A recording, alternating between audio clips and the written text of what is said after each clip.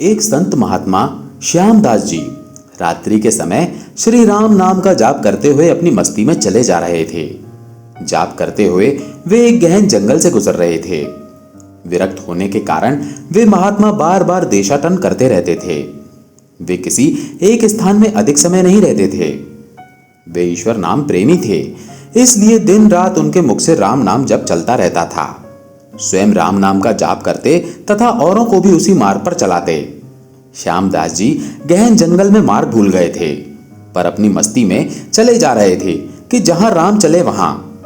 दूर अंधेरे के बीच में बहुत सी दीपमालाएं प्रकाशित थीं। महात्मा जी उसी दिशा की ओर चलने लगे। निकट पहुंचते ही देखा कि वट वृक्ष के पास अनेक प्रकार के वाद्य यंत्र बज रहे हैं।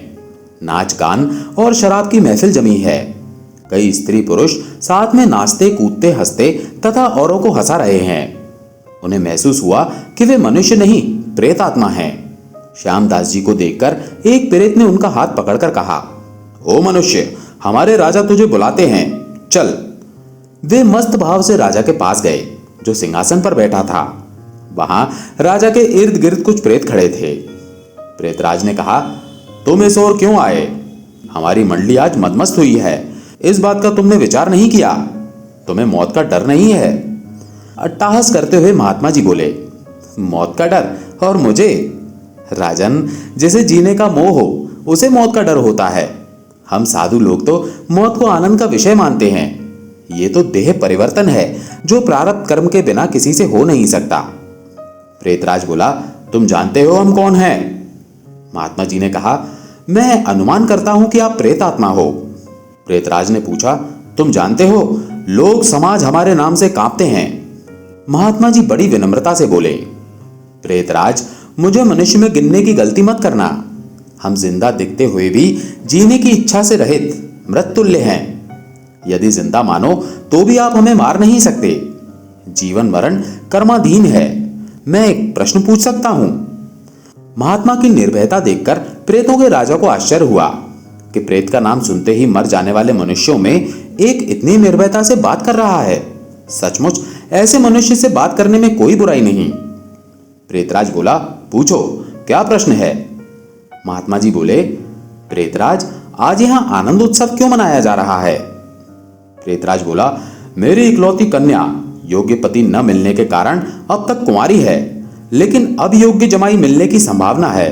कल उसकी शादी है, इसलिए यह उत्सव मनाया जा रहा है। महात्मा हंसते हुए बोले, तुम्हारा जमाई कहाँ है? मैं उसे देखना चाहता हूं। प्रेतराज बोला, जीने की इच्छा के मोह के त्याग करने वाले महात्मा, अभी तो वो हमारे पद यानी प्रेत योनि को प्राप्त नहीं हुआ है।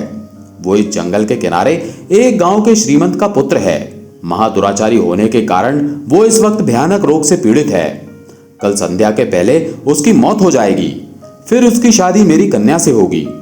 इसलिए रात भर गीत नृत्य और मदपान करके हम आनंदोत्सव मनाएंगे। श्यामदास जी वहां से विदा होकर श्री राम नाम का जाप करते हुए जंगल के किनारे के गांव में पहुंचे। उस समय सुबह हो चुकी थी। एक ग्रामीण से महात्मा ने पूछा, इस गांव में कोई श्रीमान का बेटा बीमार है? ग्रामीण ने बताया, हाँ महाराज, नवलशा सेठ का बेटा साकल चंद 1 वर्ष से रोगग्रस्त है। बहुत उपचार किए पर उसका रोग ठीक नहीं होता। महात्मा नवलशा सेठ के घर पहुंचे। साकल चंद की हालत गंभीर थी, अंतिम घड़ियां थीं। फिर भी महात्मा को देखकर माता पिता को आशा की किरण दिखी। उन्होंने महात्मा का स्वागत किया। सेठ पुत्र के पलंग के निकट आकर महात्मा राम नाम की माला जपने लगे। दोपहर होते होते लोगों का आना जाना बढ़ने लगा। महात्मा जी ने पूछा, क्यों साकल चंद, अब तो ठीक हो? साकल चंद ने आंखें खोलते ही अपने सामने एक प्रतापी संत को देखा तो रो पड़ा।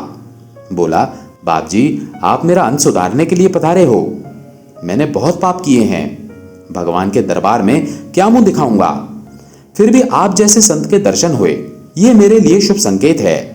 इतना बोलते ही उसकी सांस फूलने लगी, वो खांसने लगा। बेटा, निराश न हो, भगवान राम पतित पावन हैं।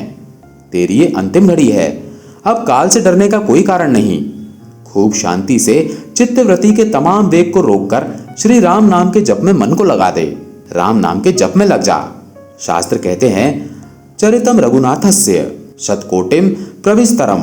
एक एकम अक्षरम पुण्य महापातक नाशमम, अर्थात 100 करोड़ शब्दों में भगवान राम के गुण गाए गए हैं। उसका एक एक अक्षर ब्रह्म हत्या आदि महापापों का नाश करने में समर्थ है। दिन ढलते ही साकल चंद की बीमारी बढ़ने लगी। वैद्य हकीम बुलाए गए, हीरा भस्म आदि कीमती औषधियां दी गई, किंतु अंतिम समय आ गया। ये जानकर महात्मा जी ने थोड़ा नीचे झुककर उसके कान में राम नाम लेने की याद दिलाई। राम बोलते ही उसके प्राण पखेरु उड़ गए। लोगों ने रोना शुरू कर दिया। शमशान यात्रा की तैयारियां होने लगी। मौका पाकर महात्मा जी वहां से चल दिए। नदी तट पर आकर स्नान करके नाम स्मरण करते हुए वहां से रवाना हुए। शाम ढल चुकी थी। फिर वे मध्य रात्रि के समय जंगल में उसी वटवृक्ष के पास पहुंचे। वहां प्रेत समाज उपस्थित था। प्रेतराज सिंहासन पर हताश होकर बैठे थे। आज गीत नृत्य हास्य कुछ नहीं था। चारों ओर करुणा आक्रंद हो रहा था। सब प्रेत रो रहे थे। महात्मा ने पूछा, प्रेतराज, कल तो यहां आनंद उत्सव था, आज शोक समुद्र लहरा रहा है, क्या कुछ अहित हुआ है? प्रेतराज बोला, हाँ भाई, इसीलिए रो रहे हैं। हमारा सत्यानाश हो गया। मेरी बेटी की आज शादी होने वाली थी, अब वो कुंवारी रह जाएगी। महात्मा ने पूछा, प्रेतराज, तुम्हारा जमाई तो मर गया है, फिर तुम्हारी बेटी कुंवारी क्यों रही? प्रेतराज ने चिढ़कर कहा, तेरे पाप से। मैं ही मूर्ख हूं कि मैंने कल तुझे सब बता दिया। तूने हमारा सत्यानाश कर दिया। महात्मा ने नम्र भाव से कहा, मैंने आपका अहित कैसे किया, ये मुझे समझ में नहीं आता। क्षमा करना, मुझे मेरी भूल बताओगे तो मैं दोबारा नहीं करूंगा। प्रेतराज ने जलते हृदय से कहा, यहां से जाकर तूने मरने वाले को नाम स्मरण का मार्ग बताया और अंत समय भी राम नाम कहलवाया। इससे उसका उद्धार हो गया और मेरी बेटी कुंवारी रह गई। महात्मा ने फिर पूछा, क्या सिर्फ एक बार नाम लेने से वो प्रेत योनि से छूट गया? आप सच कहते हो? प्रेतराज ने कहा, हाँ भाई, जो मनुष्य राम नाम जप करता है वो राम नाम जप के प्रताप से कभी हमारी योनि को प्राप्त नहीं होता। भगवान नाम जप में नरकोद्धारणी शक्ति है। प्रेत के द्वारा राम नाम का यह प्रताप सुनकर महात्मा जी प्रेम आश्रु बहाते हुए भाव समाधि में लीन हो गए। उनकी आंखें खुली तो वहां प्रेत समाज नहीं था। बाल सूर्य की सुनहरी किरणें वट वृक्ष को शोभायमान कर रही थी। एक बार की बात है, एक गांव में एक चोर रहता था। जब वो मरने लगा तो उसने अपने बेटे को बुलाकर एक नसीहत दी, अगर तुझे चोरी करनी है तो किसी गुरुद्वारा, धर्मशाला या किसी धार्मिक स्थान में मत जाना, बल्कि इनसे दूर ही रहना। और दूसरी बात, अगर कभी पकड़े जाओ तो यह मत स्वीकार करना कि तुमने चोरी की है, चाहे कितनी भी सख्त मार पड़े। चोर के लड़के ने कहा, सत्य वचन। इतना कहकर वो चोर मर गया और उसका लड़का रोज रात को चोरी करता रहा। एक बार उस लड़के ने चोरी करने के लिए किसी घर के ताले तोड़े, लेकिन घर वाले जाग गए और उन्होंने शोर मचा दिया। आगे पहरेदार खड़े थे। उन्होंने कहा, आने दो, बचकर कहां जाएगा। एक तरफ घर वाले खड़े थे और दूसरी तरफ पहरेदार। अब चोर जाए भी तो किधर जाए। वो किसी तरह बचकर वहां से निकल गया। रास्ते में एक धर्मशाला पड़ती थी। धर्मशाला को देखकर उसको अपने बाप की सलाह याद आ गई कि धर्मशाला में नहीं जाना, लेकिन वो अब करे भी तो क्या करे। सही मौका देखकर वो धर्मशाला में चला गया। वो बाप का आज्ञाकारी बेटा था, इसीलिए उसने अपने कानों में उंगली डाल ली, जिससे सत्संग के वचन उसके कानों में ना पड़ जाएं। लेकिन आखिरकार मन अड़ियल घोड़ा होता है, जिधर से मोड़ो ये उधर ही जाता है। कानों को बंद कर लेने के बाद भी चोर के कानों में ये वचन पड़ गए कि देवी देवताओं की परछाई नहीं होती। उस चोर ने सोचा कि परछाई हो या ना हो, इससे मुझे क्या लेना देना। घर वाले और पहरेदार पीछे लगे हुए थे। किसी ने बताया कि चोर धर्मशाला में है। जांच पड़ताल होने पर वो चोर पकड़ा गया। पुलिस ने चोर को बहुत मारा, लेकिन उसने अपना अपराध कबूल नहीं किया।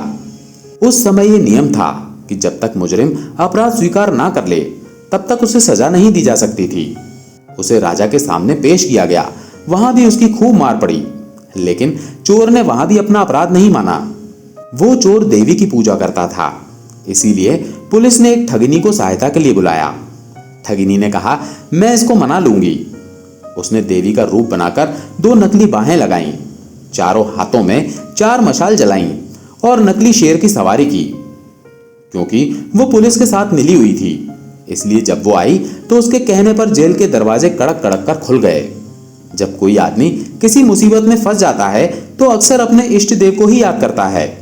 इसीलिए चोर भी देवी की याद में बैठा हुआ था कि अचानक दरवाजा खुल गया और अंधेरे कमरे में एकदम रोशनी हो गई। देवी ने खास अंदाज में कहा, देख भक्त, तूने मुझे याद किया और मैं आ गई। तूने बड़ा अच्छा किया कि अपना अपराध स्वीकार नहीं किया। अगर तूने चोरी की है तो मुझे सच सच बता दे, मुझसे कुछ भी मत छुपाना, मैं तुम्हें फौरन आजाद करवा दूंगी। चोर देवी का भक्त था। अपने इष्ट को सामने खड़ा देखकर बहुत खुश हुआ और मन में सोचने लगा, मैं देवी को सब सच सच बता दूंगा। वो बताने को तैयार हुआ ही था कि उसकी नजर देवी की परछाई पर पड़ गई। उसको फौरन सत्संग का वचन याद आ गया कि देवी देवताओं की परछाई नहीं होती। उसने देखा कि इसकी तो परछाई है। वो समझ गया कि ये देवी नहीं बल्कि मेरे साथ कोई धोखा है। वो सच कहते कहते रुक गया और बोला, माँ, मैंने चोरी नहीं की। अगर मैंने चोरी की होती तो क्या आपको पता नहीं होता? जेल के कमरे के बाहर बैठे हुए पहरेदार चोर और ठगनी की बातचीत नोट कर रहे थे। उनको और ठगनी को विश्वास हो गया कि ये चोर नहीं है। अगले दिन उन्होंने राजा से कह दिया कि ये चोर नहीं है। राजा ने उसको आजाद कर दिया।